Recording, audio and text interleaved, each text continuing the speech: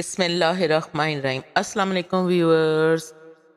اللہ تعالیٰ کا لاکھ لاکھ شکر ہے کہ ہمیں اس نے نیکیوں کا موسم بہار عطا فرمایا ہے۔ قرآن و تراویح کا مہینہ ہے یہ، جہنم سے آزادی اور بخشش کے پروانے عام بٹ رہے ہیں۔ صدقات و احسان کا سیزن ہے۔ اللہ تعالیٰ کی بے پایاں رحمتیں، برکتیں ہر آن ہر لمحے ہر ایک پر برس رہی ہیں۔ اس ماہ میں قرآن مجید، جو کہ اس جہاں میں اللہ جل و جلالہ کی صرف ایک ہی صفت ہے، اس جہاں میں وہ نازل فرمایا۔ ارشاد ربانی ہے، ہم نے اس قرآن کو شب قدر میں اتارا ہے۔ دوسرا اشرہ ختم ہو کر تیسرا اشرہ شروع ہو چکا ہے۔ جب آخری اشرہ آتا تو حضور صلی اللہ علیہ وآلہ وسلم خود بھی راتوں کو جاگتے، گھر والوں کو بھی جگاتے، کمر کس لیتے اور اللہ کے حضور سجدہ ریز رہتے۔ رمضان میں آپ صلی اللہ علیہ وآلہ وسلم کے اعمال دیگر مہینوں کے مقابلے میں دگنے ہو جاتے اور آخری عشرے میں پچھلے 2 عشروں کے مقابلے میں مزید دگنے ہو جاتے تھے۔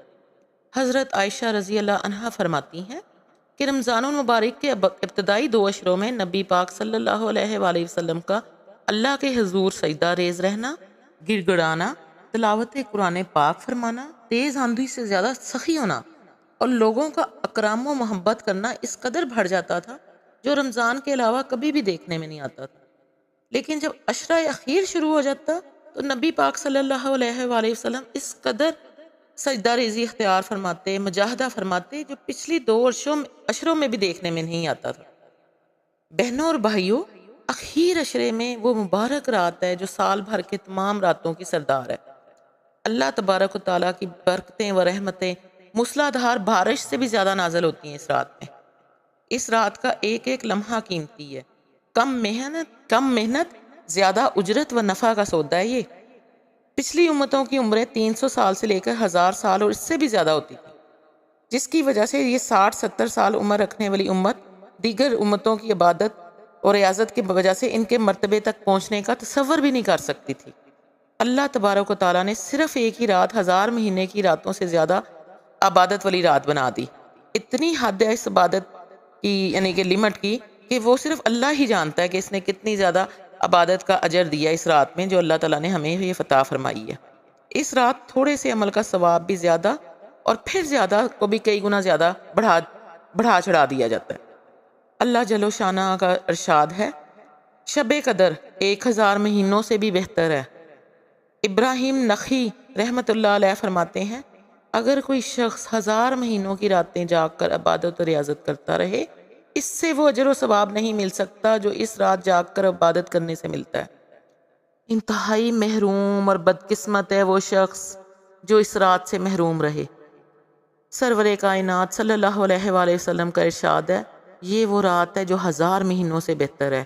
جو کوئی اس کی خیر سے محروم رہا، وہ تمام خیروں سے تو کیا محروم رہے گا، بلکہ وہ مجسمہ محروم ہے۔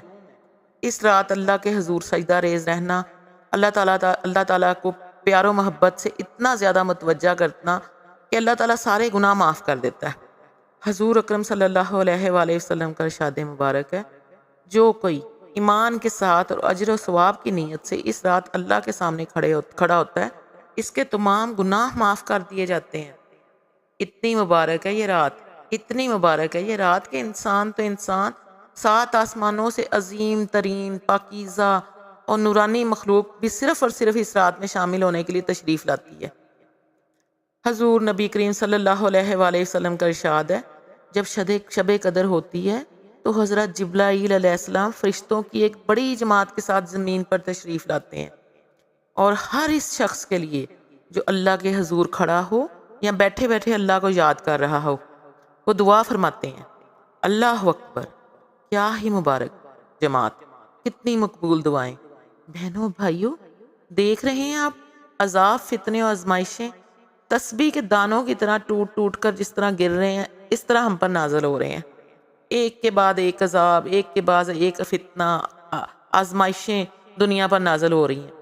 ہر ایک عافیت کی راہ تک رہا ہے، ہر کوئی سلامتی کی بھیک مانگ رہا ہے۔ بہنوں اور بھائیوں، سلامتی کا مالک اللہ ہے، صرف اللہ۔ اللہ سے سلامتی مانگے۔ اس رات میں اللہ تعالیٰ خود سلامتی عطا فرماتا ہے۔ اللہ عز و جل فرماتے ہیں، یہ رات سراپا سلامتی ہے فجر کے طلوع ہونے تک۔ یہ رات دعاؤں کی قبولیت کی رات ہے۔ 7 آسمانوں کے دروازے کھول دیے جاتے ہیں۔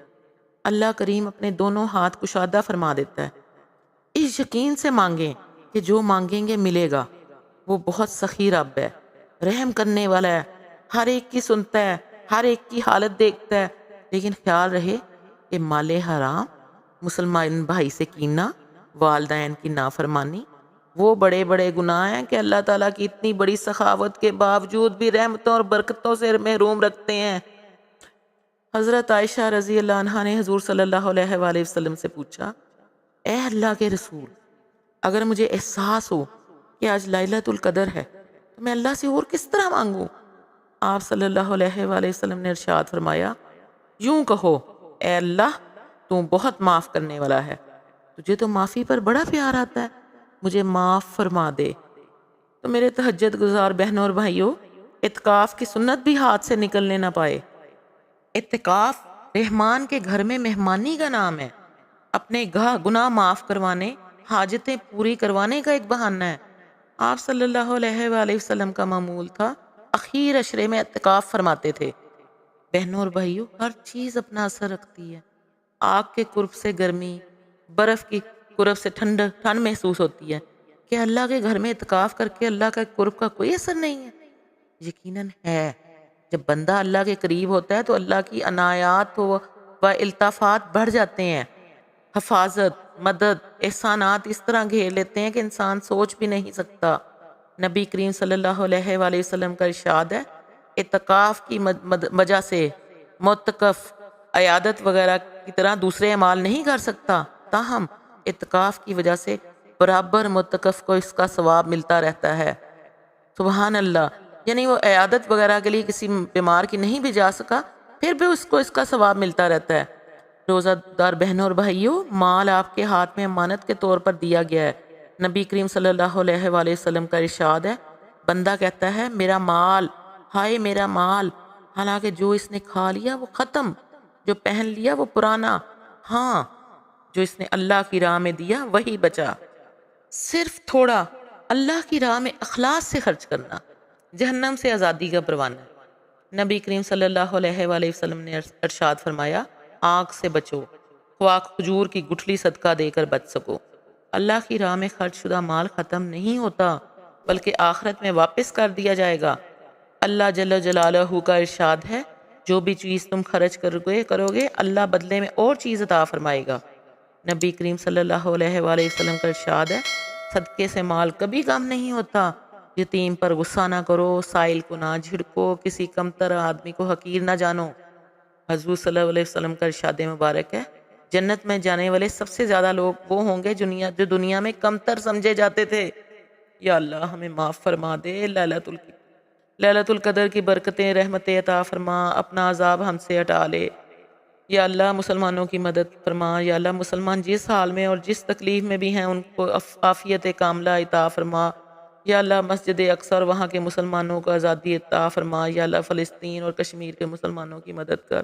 یا اللہ ہم سب پر رحم کر، یا اللہ ہم سب پر رحم کر، یا اللہ ہمارے ملک پر رحم کر، یا اللہ ہمارے ملک کو اچھے ہاتھوں میں رکھ، یا اللہ ہمارے ملک کو اپنی پناہ میں رکھ، آمین ثم آمین۔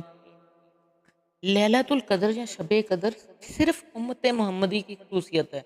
رسول اللہ صلی اللہ علیہ وآلہ وسلم نے فرمایا، یہ مقدس رات اللہ تعالیٰ نے فقط میری امت کو عطا فرمائی ہے، سابقہ امتوں میں سے یہ شرف کسی کو بھی نہیں ملا۔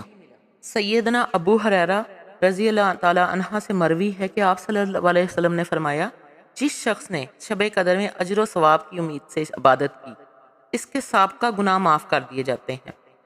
اس ارشاد نبوی صلی اللہ علیہ وآلہ وسلم میں جہاں لیلۃ القدر کی ساعتوں میں ذکر و فکر، عبادت و اطاعت کی تلقین کی گئی ہے، وہاں اس بات کی طرف بھی متوجہ کیا گیا ہے کہ عبادت سے محض اللہ تعالیٰ کی خوشنودی مقصود ہو، ریاکاری یا بدنیتی نہ ہو، اور آئندہ انسان عہد کرے کہ میں برائی کا ارتکاب نہیں کروں گا۔ چنانچہ اس شان کے ساتھ عبادت کرنے والے بندے کے لیے یہ رات مزدہ مغفرت بن کر آتی ہے۔ میرے پیارے بہنوں اور بھائیوں، ہمیں چاہیے کہ ان راتوں سے پورا فائدہ اٹھائیں، عبادت کریں اور اپنی غفلت سے ان راتوں کو نہ گنوائیں۔ اتنی بڑی نعمت کو اپنی غفلت سے گنوانا بہت بڑی محرومی ہے۔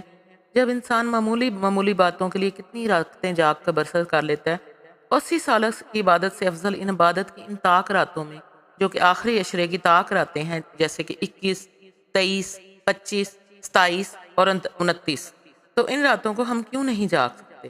آئیے ہم سب عہد کریں کہ ہم ان طاق راتوں میں اللہ تعالیٰ کی بہت زیادہ عبادت کریں گے، اور اپنے اپنے ملک کی سلامتی اور اپنے گرد و نواح کے لوگوں کے لیے اور اپنے سب عزیز و رشتہ داروں اور مرحومین اور تمام امت مسلمہ کے وہ اپنی دعاؤں میں یاد رکھیں گے انشاءاللہ تعالی۔ رمضان المبارک کا اختتام ہوا چاہتا ہے، آئیے برکتوں اور رحمتوں کے اس مہینے سے بہت زیادہ برکتیں سمیٹ لیں، رحمتیں سمیٹ لیں اور اپنے آنچل ثواب اور رحمتوں سے بھر لیں۔ اللہ تعالی ہم سب کو قرآن و حدیث پر چلنے کی توفیق عطا فرمائے، آمین ثم آمین۔